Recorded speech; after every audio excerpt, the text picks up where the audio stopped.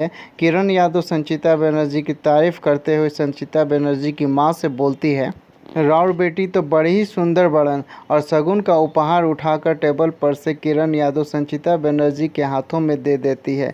फिर सारे लोग एक साथ खाना खाते हैं। किरण यादव खाना टेस्ट करके बताती है कि खाना बहुत अच्छा है। फिर किरण यादव संचिता बनर्जी की मां से बोलने लगती है कि शादी में किसको कितना चीज़ मिला तुलना करने लगती है और इनडायरेक्टली लेन देन की बातें करने लगती है। फिर किरण यादव अपने पति से पूछती है कि राउर गौआ अपन दामाद के का देले रहन जी। तो किरण यादव के पिता कुछ बोलते नहीं हैं। फिर किरण यादव याद करती हुई संचिता बनर्जी की मां से बोलती है, 4 कट्ठा जमीन और एक बनल बनावल घर बहन जी।